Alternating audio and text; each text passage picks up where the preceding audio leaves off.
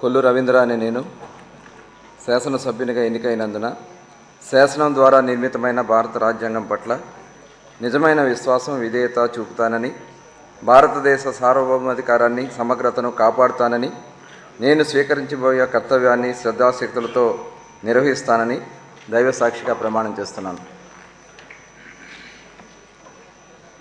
ఆంధ్రప్రదేశ్ శాసనసభ్యుడిగా కొల్లు రవీంద్ర అనే నేను సభ నియమాలకు కట్టుబడి ఉంటానని, వాటిని అనుసరిస్తానని, సభా మర్యాదలను పాటిస్తానని, సంప్రదాయాలను గౌరవిస్తానని దైవసాక్షిగా ప్రమాణం చేస్తున్నాను.